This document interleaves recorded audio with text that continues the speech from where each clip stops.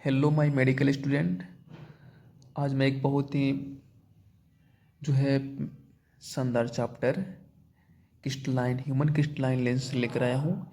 इसमें हम crystalline lens की anatomical physiological and pathological condition का कुछ अच्छा से इंट्रो जानेंगे। ठीक है, इसके कुछ डायमेंशन जानेंगे।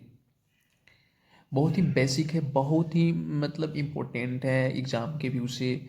अगर इस वीडियो को जो भी स्टूडेंट मेडिकल स्टूडेंट अगर अच्छे से देखते हैं तो निश्चित है कि अगर लेंस के बारे में आता है कुछ शॉर्ट नोट्स लिखने के लिए, जिसे right short notes about crystalline lens, तो ठीक है, तो उस लेंस के शॉर्ट नोट्स आसानी से लिख सकते हैं, कोई प्रॉब्लम नहीं हुआ एकदम। बस मेरे वीडियो देखेंगे तो उनको रिकॉलिंग हो जाएगी तुरंत। तो आइए शुरू करते हैं। देखिए, जो हमारा क्रिस्टलाइन जो लेंस होता है वो ये जैसे हम देख रहे हैं ना, ये हमारा आई हुआ, ये पूरा बॉडी के स्ट्रक्चर क्या हुआ, ये हमारा आई बॉल हुआ। आई बॉल में जो है हमारा ये जो स्पेस दिख रहा है ना, ये वाला, ये जितने भी दिख रहा है, ये हमारा लेंस हुआ। ठीक है, लेंस कहाँ होता है लेंस? तो ये जो हमारा सिलियरी बॉडी है, सिलियरी बॉडी से एक जोन्यूल्स निकला होता है, जोन्यूल से क्या होता है, हैंग होता है, लटका होता है लेंस। ठीक है, और प्रेजेंट कहाँ होता है? तो ये जो लेंस होता है ये प्रेजेंट होता है, ये हमारे जो ई वाला पार्ट जो दिखाई दे रहा है, ये विट्रस बॉडी हुआ। ठीक है, तो विट्रस बॉडी में एक स्पेस होता है, विट्रस बॉडी। ठीक है ना, तो विट्रस बॉडी में एक स्पेस होता है जिसको बोलते हैं पटिलर फोसा। ठीक, पेटिलर फोसा में लेंस प्रेजेंट होता है। दूसरी बात है कि लेंस का ये वाला पोर्शन, ये वाला दिख रहा है, ये सरफेस, इसको हम पोस्टीरियर सरफेस बोलते हैं, इसको एंटेरियर सरफेस बोलते हैं। ठीक है, तो लेंस के पोस्टीरियर सरफेस और जो है लेंस के जो पोस्टीरियर सरफेस है और विट्रस जो बॉडी है, तो इनके बीच में एक स्पेस होता है, एक गैप होता है, एक स्पेस होता है। उस स्पेस का नाम होता है बर्गर स्पेस। क्या नाम है उसको? बर्गर स्पेस बोलते हैं। ठीक है, तो जो इस नॉलेज को हम बिल्कुल अच्छे से जानेंगे। ठीक है, देखिए अब लेंस का कुछ हम इसमें नेचर पढ़ेंगे, लेंस क्या होता है। तो लेंस एक ट्रांसपेरेंट सब्सटेंस से बना होता है। ठीक है, ट्रांसपेरेंट होता है। लेंस बाई कन्वेक्स होता है। ठीक है, और क्रिस्टलाइन स्ट्रक्चर होता है, इलिप्सॉइड स्ट्रक्चर में होता है, यानी एक इलिप्टिकल, एक जिस अंडाकार आकार में होता है। ठीक है, लेंस लेंस जहाँ प्रेजेंट होता है उसको पटिलर फोसा बोलते हैं।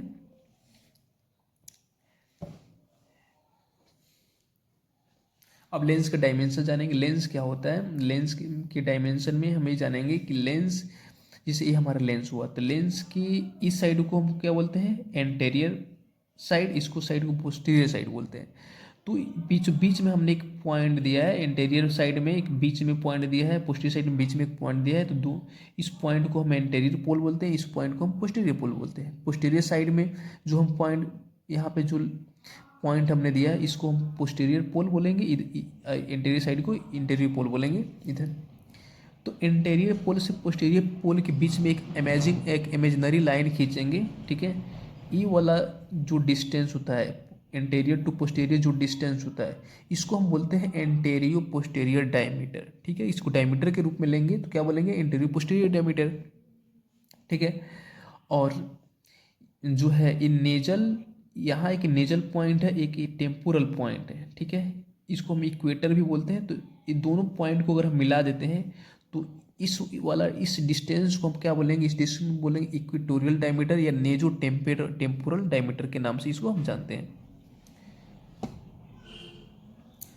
अब देखिए, जो हमारा लेंस होता है, लेंस में ये जो लेंस होता है, लेंस हमारा, लेंस का जो डायप्टिक पावर होता है 16 से लेकर के 20 डायप्टर का होता है, यानी 16 to 20 डायमीटर का लेंस का डायप्टिक पावर होता है। लेंस का एकोमोडेटिव पावर क्या होता है? तो लेंस का एकोमोडेटिव पावर एज के साथ वैरीज करता है, वैरी होता है।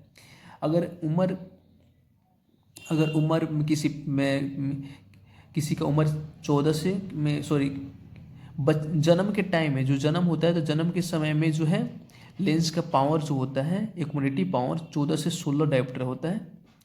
और जब 25 साल का उम्र होता है तो 7 से 8 डायोप्टर होता है, और जब 50 साल तक उम्र पहुंचता है तो 1 से 2 डायोप्टर होता है। यानी जैसे जैसे उम्र बढ़ते हैं लेंस का इकोमोडेटिव पावर घटते जाता है, इकोमोडेशन क्षमता क्या होता है, घटते जाता है। तो इकोमोडेशन क्षमता घटेगा तो इकोमोडेटिव पावर भी घटेगा, निश्चित है।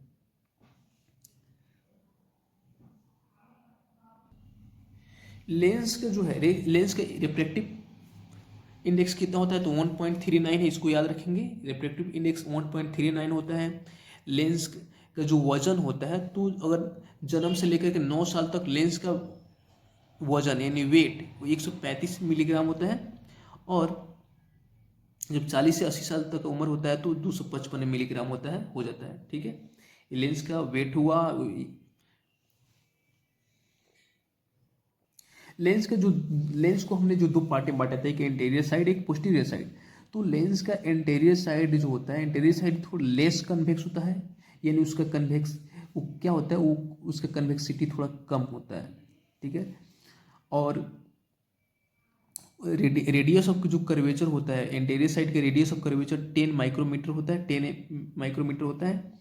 और पोस्टीरियर साइड जो है थोड़ा ज़्यादा कन्वेक्स होता है। ठीक है, उसका कन्वेक्सिटी थोड़ा ज़्यादा होता है पोस्टीरियर साइड का, उसका कर्वेचर रेडियस ऑफ कर्वेचर कितना होता है, तो 6 माइक्रोमीटर होता है। ये सारे पॉइंट इंपॉर्टेंट भी पॉइंट है, इसको हमें हमेशा याद रखेंगे। ठीक है, मेन रूप से यही पूछा जाता है। अगर किसी से ओरल टेस्ट लिया जाएगा तो यही पूछा जाएगा कि बताओ एंटीरियर साइड का रेडियस ऑफ कर्वेचर कितना होता है, पोस्टीरियर साइड का रेडियस ऑफ कर्वेचर कितना होता है। ठीक है, एंटीरियर टू पोस्टीरियर डायमीटर कितना होता है, नेजल टेम्पोरल डायमीटर कितना होता है। बस ये चीज़ बेसिक नॉलेज है, इसको हम जानकारी रखेंगे तब तो हम बता पाएंगे। ठीक है, अब हम ये जानेंगे एंटीरियर पोस्टीरियर डायमीटर। तो जन्म के समय में anterior to posterior diameter 3.5 mm होता है, और जब उम्र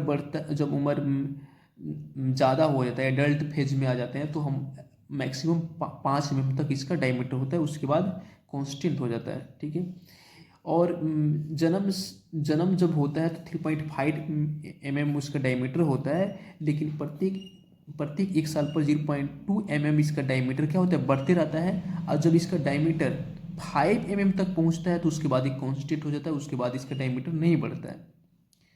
तो ये होगा एंटीरियर पोस्टीरियर डायमीटर, यानी किसी लेंस का एंटीरियर पोस्टीरियर डायमीटर कितना होता है, तो 5 mm होता है। और नेजल टू टेम्पोरल डायमीटर कितना होता है, तो कितना होता है नेजल टू टेम्पोरल डायमीटर। तो नेजल टू टेम्पोरल डायमीटर की बात करें तो यहाँ पे हमने इसको विस्तार से हमने लिखा है।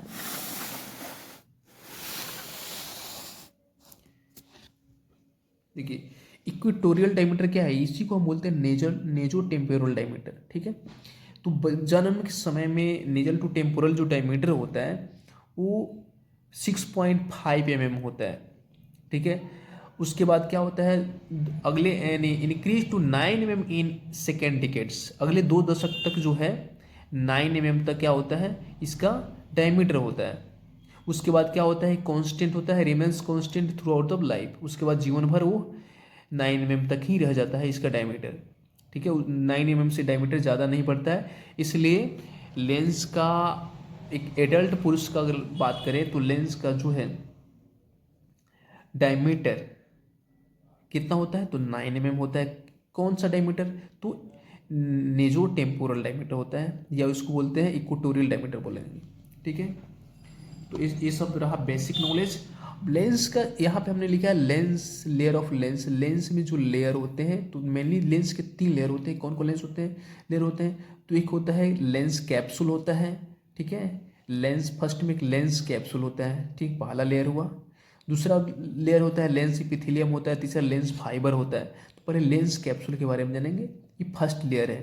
ठीक है ना, लेंस कैप्सूल, इसका जो है क्या नेचर होता है, तो ये पतला होता है, ट्रांसपेरेंट होता है, और आउटर मस्ट लेयर होता है, सबसे बाहरी लेयर होता है लेंस का। ठीक है, थिकर ओवर द एंटीरियर पोर, यानी पोल 14 माइक्रोमीटर होता है। यानी कहने का अर्थ है जो लेंस कैप्सूल होता है, तो एंटीरियर पोल के पास जब लेंस कैप्सूल के हम अगर थिकनेस देखेंगे तो वो 14 माइक्रोमीटर होता है। सबसे ज़्यादा एंटीरियर पोल पर लेंस का क्या होता है, थिकनेस होता है। मतलब एंटीरियर पोल पर लेंस कैप्सूल की मोटाई सबसे ज़्यादा होती है, यानी 14 माइक्रोमीटर होती है। ठीक है, अगर पोस्टीरियर पोल की बात करें तो पोस्टीरियर पोल पर क्या होता है, 4 माइक्रोमीटर होता है, कम होता है। यानी एंटीरियर की कंपेयर में पोस्टीरियर साइड में जो है लेंस कैप्सूल क्या होता है, पतला होता है। ठीक है, उसके बाद किससे बना होता है, तो it is synthesised by the lens epithelium. यह लेंस एपिथेलियम से ही बना होता है लेंस कैप्सूल। ठीक है,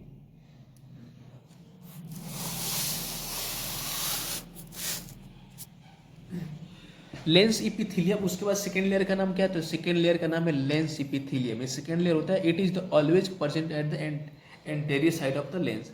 और लेंस जो इपिथीलियम होता है वो सिर्फ जो है एंटेरियर साइड में प्रेजेंट होता है, पोस्टीरियर साइड में जो है लेंस इपिथीलियम प्रेजेंट नहीं होता है। लेंस कैप्सूल प्रेजेंट होता है लेकिन लेंस इपिथीलियम पोस्टीरियर साइड में प्रेजेंट नहीं होता है, सिर्फ एंटेरियर साइड में प्रेजेंट होता है। इसको याद रखेंगे। It is single layer of cuboidal cell.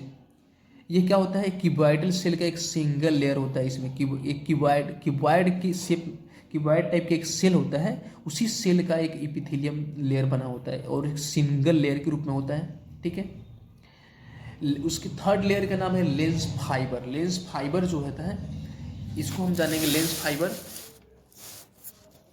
तीसरा लेयर का नाम क्या है, तो लेंस फाइबर है। तो ये क्या होता है, तो it is the third layer of lens. Each layer of lens fibre approximates layer of an onion. यानी कहने का अर्थ होता है कि जो लेंस फाइबर जो होता है, जो हम प्याज का देखते हैं ना, प्याज में जो छिलके होते हैं, प्याज में जो परत होते हैं, जब हम प्याज को काटेंगे तो देखेंगे उसमें परत मिलेगा हमको प्याज को। ठीक है ना, तो उसी परत बाई परत के रूप में जो होता है लेंस फाइबर होता है। ठीक है, सब it is divided into 4 layer, और यह जो है 4 लेयर में डिवाइड होता है लेंस फाइबर। उस पहला लेयर का नाम है कॉर्टेक्स। उसके बाद एडल्ट न्यूक्लियस होता है, इन्फेंटाइल न्यूक्लियस होता है, फीटल न्यूक्लियस होता है, एम्ब्रियोनिक न्यूक्लियस होता है। हमने क्या हुआ, जैसे हमने प्याज को अगर देखेंगे तो उसमें जो परत में बटा होता है, तो सबसे ऊपर वाला छिलका को हम कॉर्टेक्स मानेंगे। उसके नीचे वाले जो छिलके मिलेंगे, उसके नीचे वाले जो लेयर मिलेंगे प्याज में, उसको हम एडल्ट न्यूक्लियस मानेंगे। उसके नीचे वाले मिलेंगे उसको हम इन्फेंटाइल न्यूक्लियस मानेंगे। और सबसे उसके नीचे मानेंगे तो क्या होता है, फीटल न्यूक्लियस मानेंगे। सबसे नीचे आएंगे तो एम्ब्रियोनिक न्यूक्लियस आएंगे। एम्ब्रियोनिक क्या होता है, जब बच्चा गर्भ में होता है, ठीक है, गर्भ में होता है, एम्ब्रियोनिक फेज में होता है, तो उसको एम्ब्रियोनिक न्यूक्लियस बोलेंगे। उसके बाद उस और आगे उसका एज बढ़ेगा तो उसका न्यूक्लियस क्या होते हैं, फीटल न्यूक्लियस बोलेंगे। ठीक है, फिर जैसे जैसे तो क्या होता है, सबसे अंदर क्या होता है, एम्ब्रियोनिक न्यूक्लियस होता है, ये जानेंगे। अब लेंस में जो लेंस के जितने भी लेयर होते हैं, उस लेयर को जो है हम में जो है कॉर्टेक्स का, एडल्ट न्यूक्लियस का, इन्फेंटाइल न्यूक्लियस का, फीटल न्यूक्लियस, एम्ब्रियोनिक न्यूक्लियस का, इसका मैं एक स्पेशल वीडियो लेकर आऊँगा। इसमें मैं उतना डिटेल से नहीं बताऊँगा, ताकि अगर बताऊँगा तो वीडियो लंबा हो सकता है। ठीक है, उसके बाद अब हम लेंस से रिलेटेड कुछ डिजीज भी होते हैं, कौन कौन डिजीज होते हैं लेंस। ठीक है, इसका कुछ पैथोलॉजिकल कंडीशन हम जानेंगे। लेंस का जो बीमारी होता है वो सामान्यतः कैटरेक्ट ही होता है। कैटरेक्ट होता है, कैटरेक्ट में कई तरह के कैटरेक्ट होते हैं। ठीक है, उस कई तरह के टाइप होते हैं, जैसे कॉर्टिकल कैटरेक्ट होता है, कंजेनाइटल कैटरेक्ट होता है, न्यूक्लियर कैटरेक्ट होता है, सेकेंडरी कैटरेक्ट होता है, ट्रोमेटिक कैटरेक्ट होता है, पोस्टीरियर सबकैप्सुलर कैटरेक्ट होता है। ये सारे कैटरेक्ट के टाइप हैं।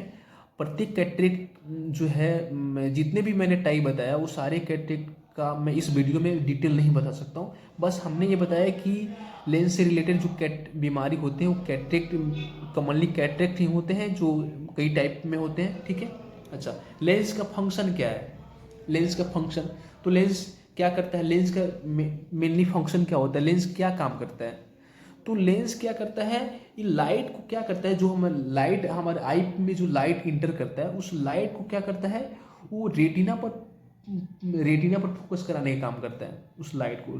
ठीक है, वो क्या होता है, लाइट वो अपने अपने एकोमोडेशन को छोटा कम या ज़्यादा करके उस लाइट को रेटिना पर जो है उसको फोकस कराता है, बस ये काम होता है। ठीक है। The crystalline lens flexible allow it change shape and focus between far and near object. क्या होता है क्रिस्टलाइन लेंस, क्या होता है, तो फ्लेक्सिबल होता है, लचीला होता है। जिस वो लचीला होने का कारण, लचीला इसलिए होता है ताकि वो जो है अपने शेप को चेंज कर सके। जब शेप चेंज करेगा तो दूर के या नज़दीक के वस्तु का इमेज जो है रेटिना पर बना पाएगा। ठीक है। अगर फ्लेक्सिबिलिटी इसमें नहीं होता, कड़ा होता, हार्ड होता, तो क्या होता है, दूर या नज़दीक का जो है ऑब्जेक्ट है वो जो है उसका में जो है रेटिना पर उसका इमेज का फॉर्मेशन नहीं कर पाता। ठीक है। इसलिए ये लेंस, गॉड ने लेंस की को क्या बनाया है, तो फ्लेक्सिबल के रूप में बनाया है, ताकि एक खुद के एडजस्ट कर सके अपने एकोमोडेशन पावर को। ठीक है। बस इतना था रहा इंट्रो। तो मैं उम्मीद करता हूँ कि जो भी स्टूडेंट, अगर मेडिकल स्टूडेंट इस वीडियो को देखेंगे, उनको निश्चित है कि कुछ इसके बारे में उनको समझ विकसित ज़रूर होगा। और अगर उन्हें अच्छा लगे तो इसके वो अपने फ्रेंड के पास शेयर कर सकते हैं। ठीक है। Thank you. Okay, bye bye.